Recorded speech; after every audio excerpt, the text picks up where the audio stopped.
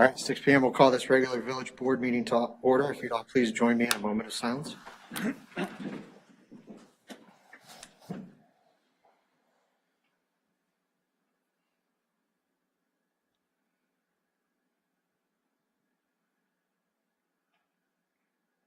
The Pledge of Allegiance. I pledge allegiance to the flag of the United States of America and to the republic for which it stands, one nation, under God, indivisible, with liberty and justice for all.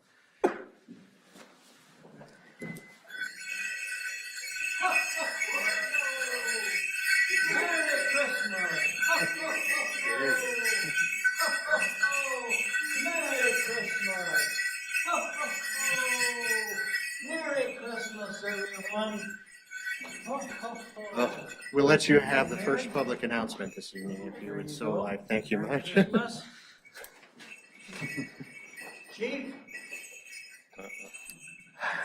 Now keep the chief of police happy. Where'd he go? Sorry about that. Merry Christmas. Merry Christmas. Thank you, Santa. Merry Christmas.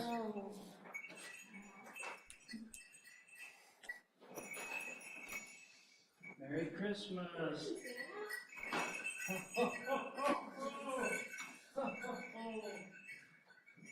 Merry Christmas. Merry Christmas. Thank you, sir. Merry Christmas. Thank you very much.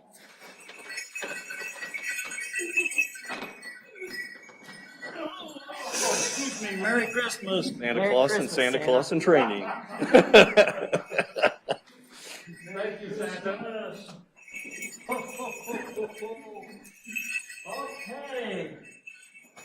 Merry Christmas. Merry Christmas, everyone. Have a good time. Drop the bag there, sir. I dropped my head. Safe travels to you in the days to come. Yeah. Merry Christmas.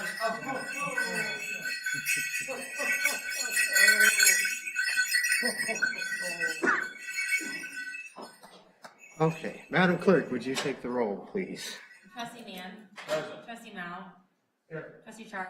Present. Trustee Gerger. Here. Trustee Detmers. Here. Trustee Churchill. Here. Village President Kimsey. Present. Any public announcements this evening? Public announcements? Any that were emailed in? Public announcements, no. A couple things I'd like to call attention to here. We'd like to extend our congratulations to our Fiscal Officer Sherry Deerking on obtaining the designation of Certified Public Finance Officer from the Government Finance Officers Association, demonstrating her proficiency and commitment to the government finance profession and letting the rest of her industry know what we've already come to know about Sherry. So congratulations to Sherry on passing those exams and obtaining that certification. Also like to commend the Chatham Police Department and Deputy Chief Tarta for the work through the Illinois Enforcement Accreditation Program and the Illinois Association of Chiefs of Police to maintain our department's policies, procedures, and training consistent with the standards that allow them to remain eligible for U.S. Department of Justice discretionary grants. So we appreciate the effort that it goes to keep those policies up to date and keep all that training in place. Thank you, Chief and Deputy Chief. Move now to public comments on agenda topics. I know we're going to have several of them tonight. We have some people waiting outside, so in the interest of them being cold, we'd like to invite them in first so they can decide what they would like to do after.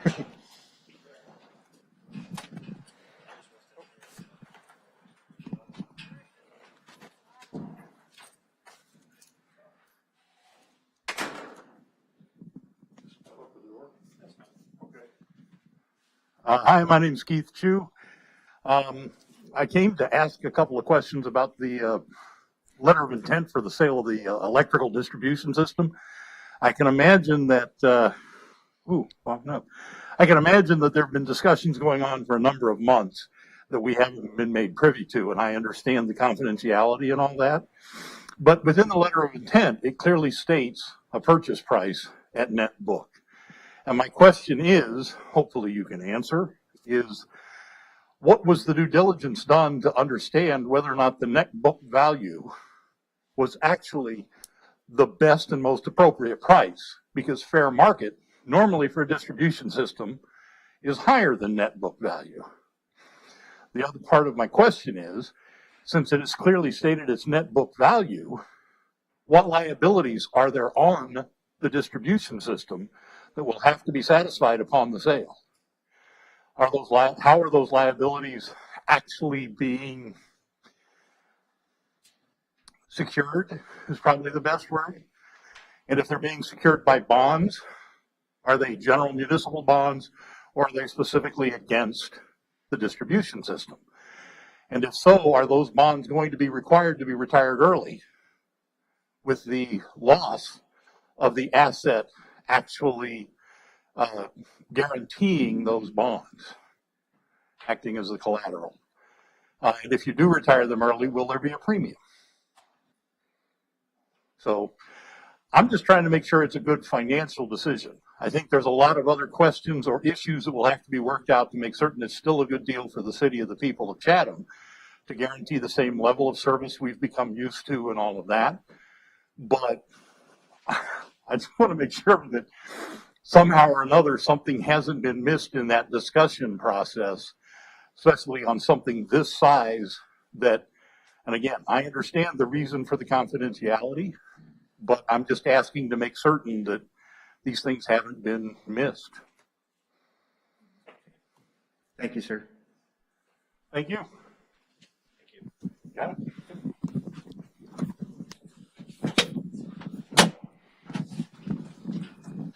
I got alcohol.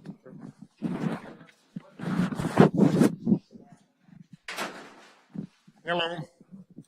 Keith Osborne. Comments? I think, Pat, you got those comments, correct? We got them. Okay, good. Questions or concerns that need to be answered prior to accepting Ameren's offer to purchase the electrical distribution system. At this point in time, it appears that Chatham Electrical Department is capable and has delivered quality service to Chatham. With my limited knowledge of this proposal, currently my vote would be no. With the following issues addressed, it could be yes. Sorry about the phone. I'd be talking to the Chatham Electrical Department to try to evaluate the following. What is the quality of the Chatham electrical distribution? What equipment, transformers, wiring, poles, etc. go to Ameren? What is the quality of the electrical tools that are included in this agreement? Trucks, hand tools, safety items. And I'm doing this group, some of that work's probably already been done. For an electrical emergency, such as an ice storm or tornado with damage to the Chatham system, the Chatham Electrical Group is working first on Chatham, period. What commitment has Ameren made to provide the same service? How is that commitment to be monitored? Ameren could utilize their entire force for a major electrical disturbance, which could be advantageous to Chatham if it's very localized to the Chatham area or this area. They could bring people from all over the state.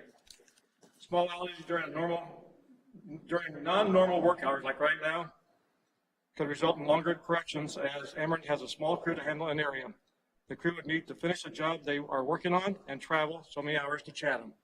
It's unknown if they'll be working. They could be here in 5 minutes, or it could be 2 or 3 hours. New electrical services, not repairs, could take longer as they would be required to go through Ameren Engineering and the local field representatives. I know this firsthand. I deal with that probably weekly. Employment offers for existing employees need to be better defined. Employment qualifications, benefits, seniority, etc. need to be detailed in writing. And more detail needs to be put into the estimated value of the Chatham distribution system. Perhaps this has been started and completed, or however, that information is not available for review in the agenda documents. Does Ameren's purchase of the distribution system include the electrical meters? If not, how much cost is involved to replace the Ameren meters? Ameren will want their meters. I would imagine that the guess. Is Ameren planning any distribution improvements in Chatham? So what are the improvements and projected cost? It is assumed, capitalized I should say, that the cost per kWh does not change for Chatham. The village of Chatham has a long-term agreement with IMEA, and Ameren's purchase only affects the infrastructure rate. How much saving is being projected? Are we leaving the IMEA? The last time I looked at IMEA, you had to have your own distribution system in order to buy from IMEA. So basically, if Ameren would buy this system, you have to buy your power from Ameren. If we are planning to buy kWh from Ameren, which is very typical of their offers, Ameren offers several saving plans such as solar harvesting with state and federal grants. Currently, the IMEA meter does not qualify. If we were on Ameren, solar harvesting, I could easily get, a lot of people probably put solar panels up and gather. So, last time, since COVID-19 has affected large gatherings, it would be helpful if they and the VOC issued a letter answering these issues and many other concerns that arise during the December 22nd VOC board meeting. Many of you know that I've got a lot of experience with stuff like this. Does anyone have a question of me now? If not, I think most of you know how to get a hold of me. Thank you, sir.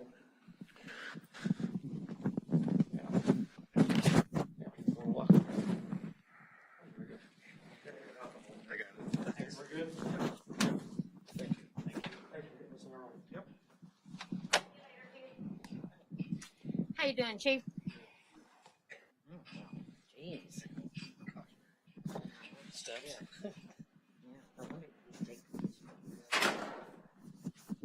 Hello, everyone. Sure, 6 foot apart. Bonnie Billick, of course, here for the electric. God, have you missed me, Pat? 2 questions for you. Letter of intent. I'd like to know what every single one of you guys think that means. Your opinion. Because I've been told that this is just sort of like in the planning stages. I don't think letter of intent means that. Okay, number 1. Somebody came up with a figure of $11 million. What?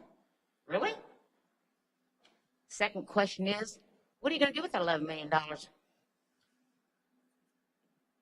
Is it going to be anything that benefits the citizens? Or do you have a wish list? Those are the 2 questions. I'll go home because it is cold out there. I'll go home and watch this. Just had a citizen leave, not Keith, but the other one. He says, what happens when you ask questions? I said, they look at you. Well, when do we get answers? I said, you usually don't. Make me a liar. Seriously. Seriously. We come in here, we ask questions, nothing. And you guys all go, yes, yes, yes, yes, yes, yes, yes. Quit with the yes. Start thinking of the citizens. We're already screwed with the water. Most of you guys weren't here when that happened. But a $53 million debt that even if we walked away, we owe that money. Don't do it to the citizens again. I'll wait for the answers. Thanks, you guys. Merry Christmas, everyone. Thank you, Bonnie. It was quick.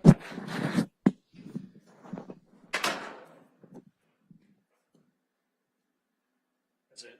That's it. Let me double check.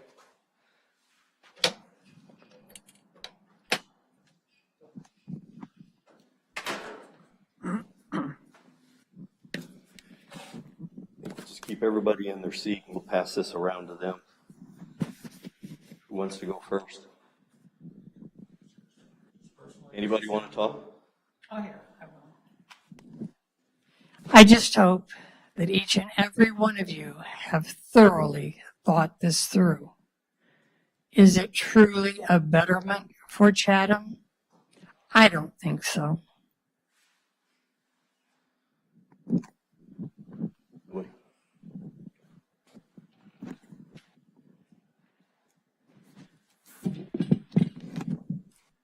Okay. I'll entertain a motion to put the consent agenda on the table. Trustee Mao has made a motion. Do I have a second? Second. Second by Trustee Gerger. Any questions or discussion regarding the minutes from December 8th or the warrants? Just a quick question. I saw in the warrants that there was another mileage reimbursement for Dustin for a sample drop off. Is there a change in procedure for why he needs to drive to do that? Just getting them there quicker. If we turn around and ship them and they get lost, then all the samples, the time frame on them has expired. So we expecting that cost to continue? Was that what we're saying? We're going to move our sampling to EPA. They now offer it to the municipalities. So we're going to get prices and right here in town, in Springfield, I should say. Okay. Closer. Closer. And then we have the seaworthy ship for that departure, right? That ship can sail. Sorry, Trustee Paul, do you have any other? Nope, that was it. I had one other, just the Guardian tracking. I don't remember seeing that in the past, and I assume it's an annual fee. Chief. The Guardian employee software. Yeah, the Guardian Tracker we've had for, I believe, now is probably the 5th year. Okay. Basically, what it does, it helps us with evaluations and such. Yeah. Okay. Cool. And that is an annual expense, right? $1,050. Yes, sir. Thank you. That was my last one. Thank you. Any further? Madam Clerk, could you take a roll, please? Trustee Mann. Yes. Trustee Mao. Yes. Trustee Charo. Yes. Trustee Gerger. Yes. Trustee Detmers. Yes. Yes. No old business. Under new business, item 1 is a resolution approving and authorizing a village to enter into a letter of intent related to the sale of village property. A motion to bring this to the floor. I'll make that motion. Trustee Mao has made a motion. Do we have a second? Second by Trustee Charo. I'm going to let our counsel on this, Jason Brokaw, kind of introduce what is and isn't on the table and what we're discussing tonight. Thank you, President Kimsey. So my name is Jason Brokaw. I've met some of you. What you have before you is what has been commonly referred to as a letter of intent. I think it's important that in talking about what is before you, that you know what's not before you. If you look at section 14 of that letter, you'll see that it's not a contract, that it's non-binding, that it doesn't come with an obligation to proceed, and that this is the first step so that you all can gain access to additional facts to answer some of those questions that have been raised tonight. There are still contracts out there. This is not a repudiation of any of those existing contracts. This is an opportunity to open that discussion, discover some of those things back. Discover some of those answers and report back. There was a reference to due diligence. Due diligence is what comes after this letter. It's an opportunity for both sides to evaluate further whether or not this transaction makes sense. And that's what's fully anticipated to follow.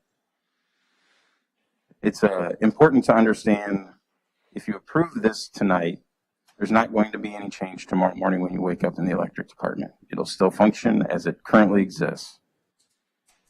If you vote no, the letter of intent was a threshold issue, and it's likely that Ameren will no longer participate. You'll no longer have access to some of those facts to find out if it's something that you want to pursue.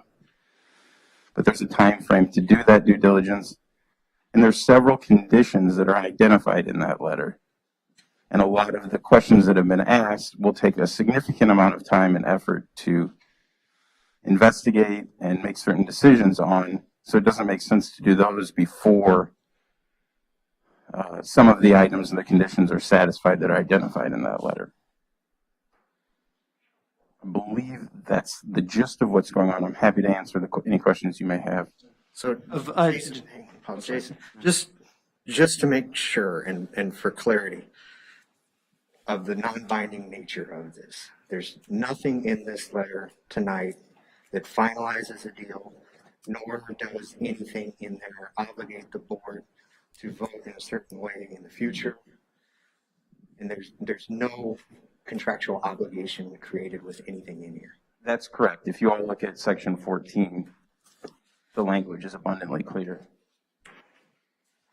And just because you vote tonight to approve the letter of intent doesn't bind you to vote in favor of the eventual sale. There's a statutory process that has to be followed for the sale of public property, and everyone understands that those steps will need to be followed. There will be another meeting. There will be board items that will have to be considered in public before any of this is finalized. So this becomes an avenue to instigate some of those exploratory conversations, find those answers, find those facts, and search for answers to questions we didn't know we wanted to ask yet. That's correct. This is what opens the door to have a full conversation on all of the aspects surrounding a potential transaction. Okay, so kind of for the interest, we'll go around the room so that everybody's not jumping on each other. So, Paul, you're eager to start. Well, I just had a question based on, so Jason, you made a comment that if say the letter of intent failed the motion tonight, that Ameren would most likely not continue. But my question is, if the letter of intent did fail tonight, understanding they may not be interested, but would that be prohibitive for them to come back with a different or enhanced letter of intent? That would not prohibit them to come back. No, there's Okay. that I think what you're referring to is this is a business decision for them, and there's nothing in the failure of passage of the letter of intent that would prohibit them. That's correct. Thank you. You have more on your list? I just had that question at this moment. Trustee Devers? Yes, just again to clarify that, again, if it were to be voted down this evening, it doesn't end the potential that Ameren is interested in the grid, correct? Now, I understand that there are items within the LOI that they have preliminarily agreed to, such as the purchase price. If we were to vote no, that purchase price may change up or down, or they may no longer be interested. But I think one thing that I was struggling with is if it were voted down tonight, couldn't we still do those exploratory things that it was mentioned are allowed by agreeing to the LOI? In other words, there are stipulations, conditions in there. I think in Section 3, there are conditions that need to be met for this to move forward. For instance, I think the discussion with IMEA is one of them. Could that discussion occur without a letter of intent? Yes. So to answer the last question that you asked, there is nothing prohibiting the village from having a conversation with IMEA. However, it is worth noting that you probably wouldn't have the benefit of knowing the full scenario of the transaction when you had that conversation, because you won't know the factors that will go into what a closed transaction will look like. So the simple answer is yes, you could have that conversation. I just don't know that it would be as full of a conversation.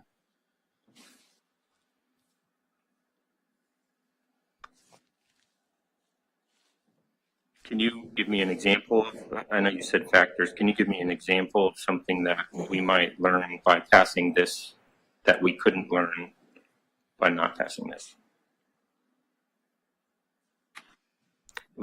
I just think of the biggest hurdle with respect to this agreement is the IMEA settlement.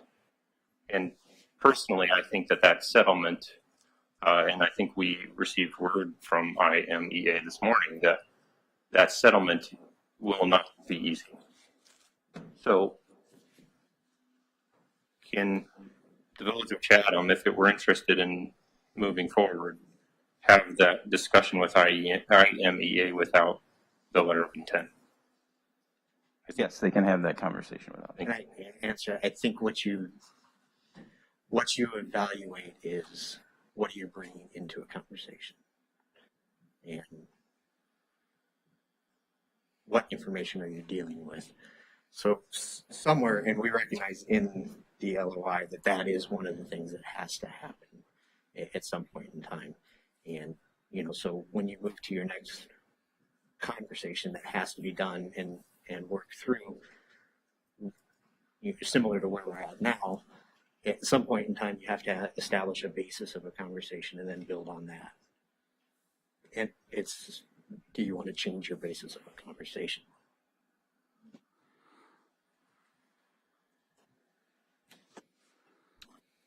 Thank you.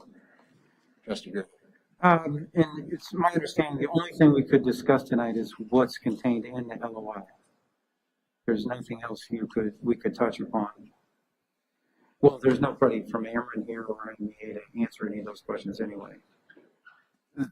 That's correct. We really right now we are bound by those things that are in the letter of intent and those things that can be inferred from the letter of intent. Yes. Okay. So the pros and cons, I'm sorry to interject, but the pros and cons of such a decision are not asked to be shared at this point.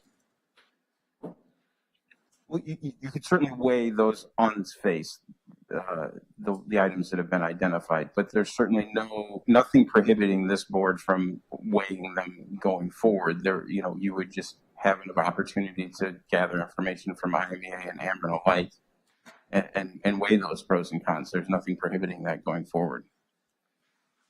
Or tonight. Are you saying that in order for us to discuss such an opportunity, we have to pass the LOI? Or, again, I realize I'm kind of circular question here, but I don't think I quite follow. You asked, maybe it'll help if I kind of read it. What I heard you asking is whether or not you could evaluate the pros and cons of the transaction. And the answer to that is, within the realm of knowledge that we have with the LOI, you can evaluate what things you perceive to be pros and cons as a board. My further comment beyond that was, as you move forward, if you approve the LOI, there may be more things that you could add into the totality of circumstances that may be either pro or con, but we don't have them right now. Okay, thank you. We can only discuss what's in that letter. Mm-hmm. Okay, I'm good. Trustee Mann. So, I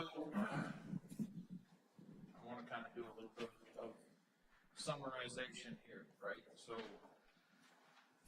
So the letter of intent is strictly to bring Ameren and the IMEA to the table so we can begin the conversations to find out exactly who's willing to do what with what's been presented thus far. Is that a fair summarization? That is a fair characterization of where we find ourselves, yes. All right. That's good. Trustee Chap. People are upset. And I think it's because they don't have the information they feel they should have. And they're asking for more time. I have been asked to table this so they have more time. And my question is, would that make a difference? Let's say we vote to table and come back once they have more information, or if we go forward tonight and just vote yes so that we can explore options. Can't we explore all of our options together as a community while voting yes? Or should we table and then let them have time to gain the information they need?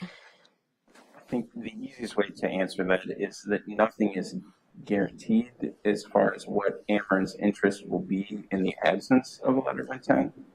So if you table this, you would do so at your own peril. They may have a timetable of which we're not aware.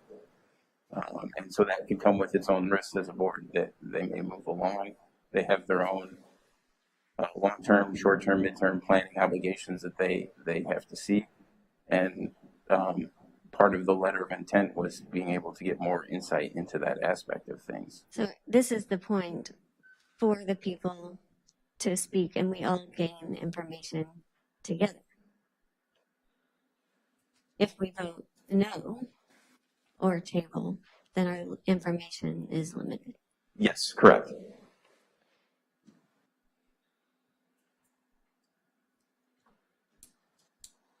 And that's where I'm at. So, Are you making a motion to table right now, or are you just? I'm asking, I'm looking around, I am trying to gather. That's what I've been asked to do. I have. Oh. What I like it. Trustee Mal, do you have? And I don't, along with what Kristen said, many have asked many questions that we don't have a lot of answers to, but whether we table it now, whether we vote it down, whether we vote it forward, I think answers is the most important question that, we can answer, is the answers to questions, whether we have them, whether the village residents have them. The employees may have many questions, I'm sure. And I think, all those questions are very important to be answered. And as it has been addressed, Section 14 is a non-binding, we don't have to, it's not sticking us to anything. But, I think there are a lot of questions that a lot of people want the answers to, and before we do anything binding. And I think that's a ways down the road anyway, any kind of binding agreements or anything like that. Anybody else have any additional questions? I would like to just make an additional statement to the employees directly.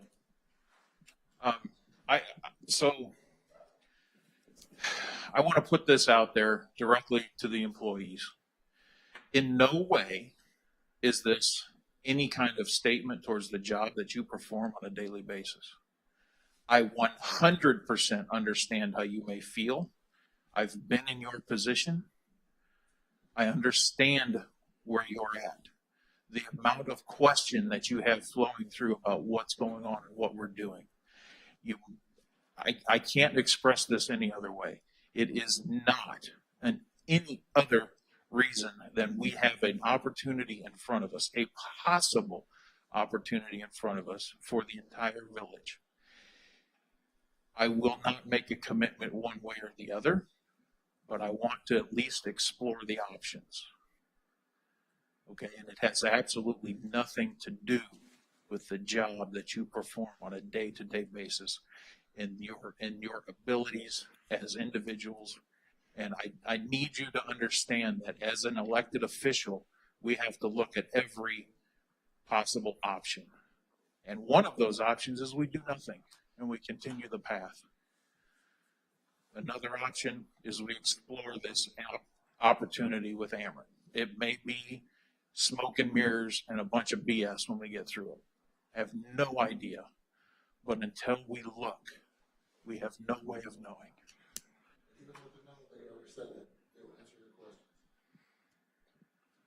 Any additional questions, comment from the board? Regarding to Section 4, I think there's a lot of residents of Chatham that are with the questions that said regarding the rates. And, it outlines earlier in the document, it's been referenced that they're offering $11 million for the system, our quality employees, the service they provide, as well as the infrastructure, how that's all been calculated. But yet in the due diligence section of Section 4, there's no information on to have any clear idea on what a rate would be. And I know there's many factors in that, but can you explain, why there was work done to come up with a figure and offer that in the LOI for that cost, but not the rates? Jason, you want to touch that, or you want me to point it?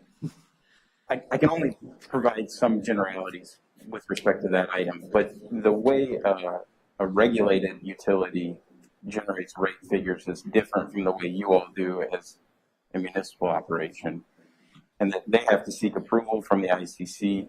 There's a very complex formula that goes into that, and it's kind of a shifting figure, and the transactions that they have on a yearly basis may figure into that. This is one of the things that the letter of intent would then allow us to gather more information on. Jason? Yes. Only thing I would ask though, doesn't the ICC have to approve that $11 million as well? And that's part of the condition. And so that's all of this is tied up in this letter of intent. There's a lot of moving parts, and it's going to involve a lot of man hours and effort. And so before everyone jumps in and does all this work on the front end, only to have someone say, no, the letter of intent is what clears the way to have some very detailed conversations of what things will look like.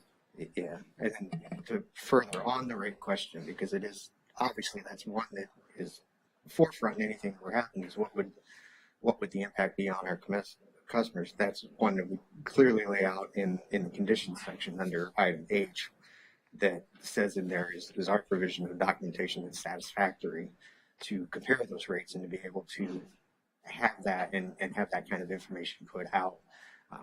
As Jason says, it requires some additional calculations and it requires some other items that are yet to be decided to actually get to that point where it can be evaluated. Additional? Paul? Sure. I think the letter of intent should be clear on the benefits and what this would mean long-term for our ratepayers. As is, it is not clear. We need more information that can be shared so that both this board and our community can make a better informed decision together on whether to move forward. A big decision like this should not be in haste. It should be transparent. If we cannot fully vet the chief terms of the deal as laid out in the LOI tonight, then our hands are tied and our voices silenced on whether we as a board can sit and make a case to go forward. We have to ask ourselves if losing this thing of value, our electric staff and infrastructure, will make us better or worse off. Since I cannot sit here and confidently say we would be better off, I cannot vote to move forward without a more compelling case to be made that is worth it. With that said, I would be happy if those negotiating this agreement show that Chatham would be better off and prove me wrong. Any additional?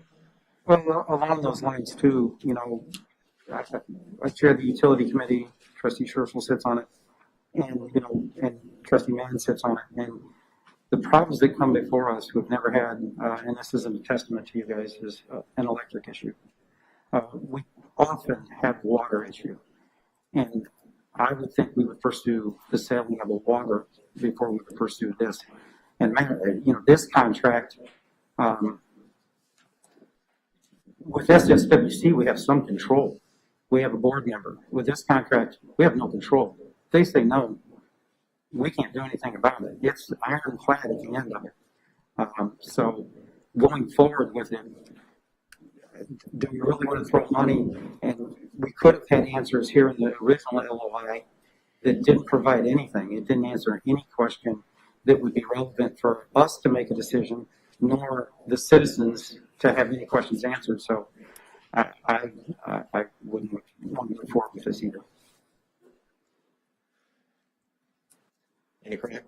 Yeah, I'll continue on in stating that, you know, I think that obviously this board and myself in particular has preached transparency from the gate. And I think that the way that this item was presented to the public led to a suggestion that this has been being negotiated by this board for a very long time. And then two, that we have all the answers and are ready to make the decision. As I mentioned previously, and as I'll continue to mention, I have a long list of questions, most of which could simply end the deal with any one of them. I think the biggest hurdle in such a consideration financially is the penalties from exiting the IMEA agreement, and I am of the opinion that those penalties will be severe and swift. We did hear from the IMEA today, and they confirmed such. I think that in and of itself, and added to that, you know, the loyalty of the staff, the outpouring from the community with respect to this proposal, and the timeliness that this is occurring, meaning that it needs to be done quickly, and you know, you have only 90 days to make your decision. I think that this decision is pretty clear.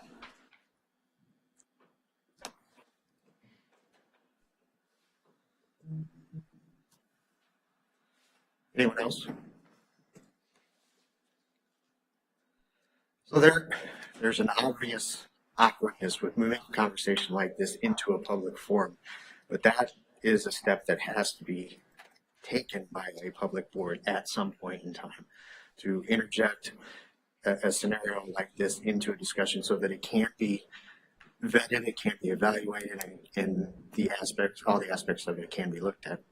So all of the analysis of a potential deal requires additional information and facts. And the steps to gather those facts and that information is what this allows us to move to that next step. I think Jason has been abundantly clear on the fact that in this, nothing is binding, nothing is contractual, nothing creates an obligation to it. But the questions that are being asked are good and are valid and deserve an explanation.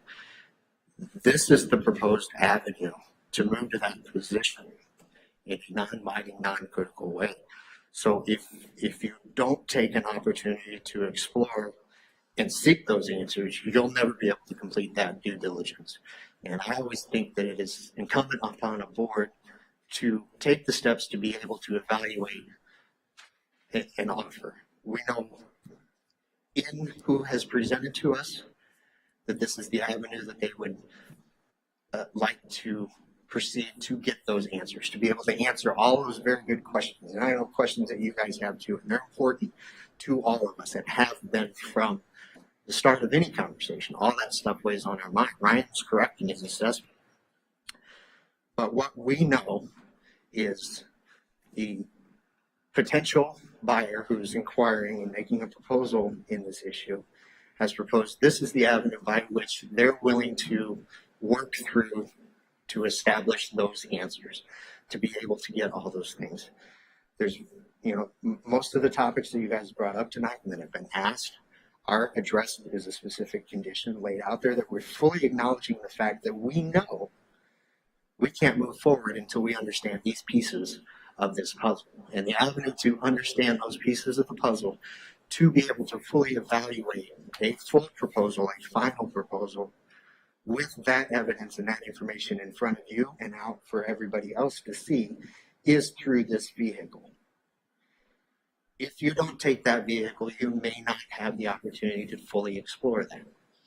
If you do take the vehicle to explore it and do that kind of due diligence and do that work and ask those questions, all you've done is taking a non-binding, non-contractual, non-obligatory step to further educate yourselves and further educate everybody that could see a benefit or could be impacted by this in some fashion.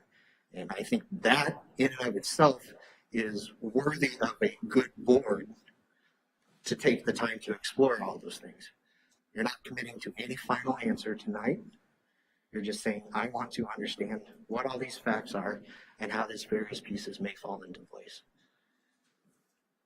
Concerns raised, you've been represented by legal counsel all the way through this. They're confident in that positioning on this step and what we're doing tonight. The only thing I would say is, I agree that past boards, I don't think did their due diligence. But if you throw a 90-day time clock at somebody and don't give them any information until day one starts, then I don't see how that is doing the due diligence. The clock starts, and when it's done, even if it's a good deal, we may not make the right decision because 90 days is a short time frame to make an $11 million decision and affect your community in this magnitude. So I think it is the due diligence thing. We're not saying, Aaron, you have to go away. Come back with a better letter of intent that proposes things better and puts things more clearly out there. So in referencing 90 days, I think it's a little kind of off-center to reference that as a hard and firm because we could request for an extension. Yeah, and all those things are out there, and still the biggest caveat, and I think the most important thing to remember at any point in time is it takes more votes. Understand and at all points in time, that vote can be no, and that option is out there. Understand that. But what we can't guarantee is if you don't want to take this path, I cannot say that there is another avenue to start to answer those questions that are being posed. They're all very good questions. Understand. You look like you. Yeah, just the 90 days is being thrown around a lot, and that's 90 days is the date on which the letter of intent terminates. So if you hit 90 days, you're not locked into a deal. The deal just, the guardrails for the deal walks away in the form of the LOI. But so at the end of 90 days, we both have to agree for it to continue on. To continue on at the terms in the LOI, yeah, you would have to agree. But it's not as if you hit 90 days and you're locked into whatever you're standing across the table with someone with. At 90 days, if the deal isn't done, it's just goodbye, potentially. But I would Always. imagine this is being pushed so they can get in front of the ICC because it's rate making time, and they probably have a time frame. I don't know that. We don't know that. That's fair. We don't know the basis for their selection of 90 days. Correct. But I just wanted to make sure that everyone stood. Just because you signed the letter of intent, We could on both day be sure 90, you were locked into something. Yeah, Right. you just very conceivable you get to the spot at 90 days and somebody says, I'm not comfortable with the way this is progressing, let's not go. Or we think there's more to explore. And you're back having it. Do you continue to explore? Do you continue to seek answers? And I want to reiterate, the questions that are being asked are very good and very valid questions. And those are the ones that we want to get answered, because I think it is important to be able to have those facts and all of those things in front of people when you start to make a decision. Instead of being in a kind of a what if mode. I'm analytical as they come, and to access as many facts and as much information as I can is an important driver of any decision that I'm going to make. I would like to know all these answers. I would like to be able to further understand what is in all these various aspects and all these various components, and see, are they addressable? Can they be addressable? Should they be avoided? And there's a lot of good information and a lot of knowledge that can be gained just in the process of doing this. So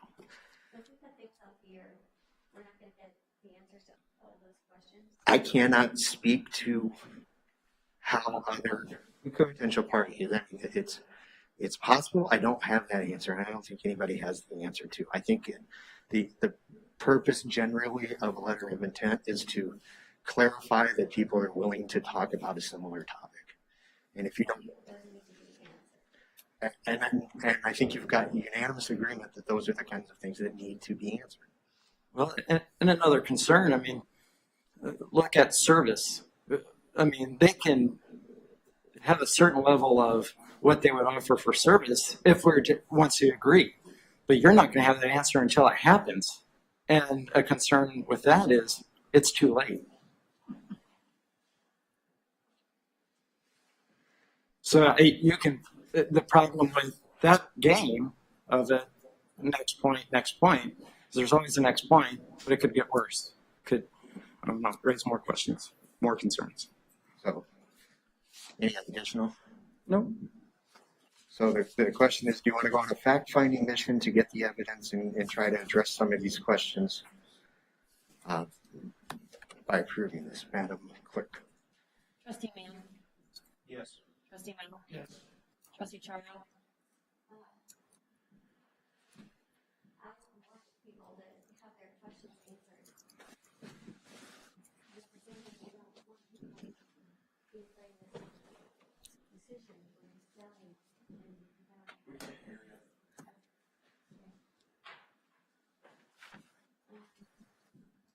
Is anybody for tabling? Like, if I had a motion on it, can we table this for a couple weeks and talk about it?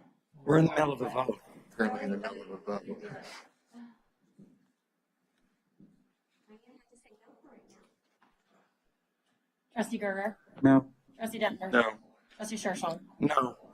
Okay. Item 2 on the agenda is an ordinance extending certain liquor license through March 31st, 2021, and prorating the license fees. I move.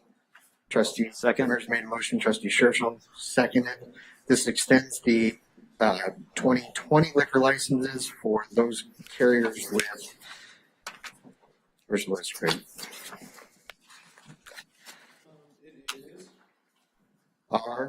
R1, it's B, banquet hall and not-for-profit, R1 restaurant gaming, R2 restaurant gaming, tavern gaming license to extend those through March 31st, 2021.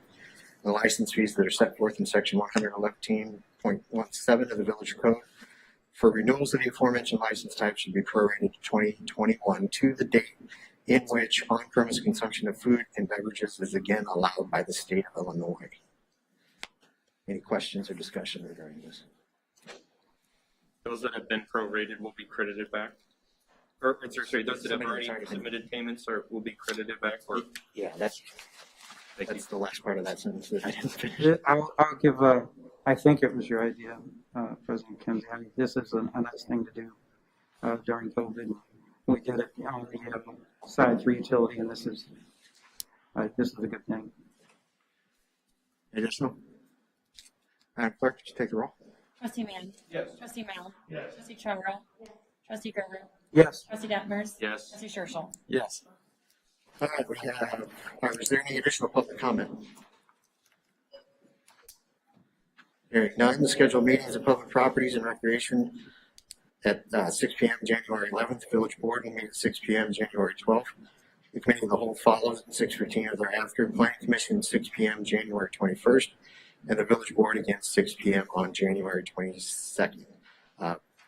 We will have an executive session under 2C2 exemptions for collective negotiating matter. There be no business undertaken. Given our inability to use tight quarters in small rooms, we ask everybody if they would. Thank you, guys. Thank you. Thank you. Thank you. Merry Christmas. Thank you very much. Merry Christmas. Merry Christmas, all enjoy.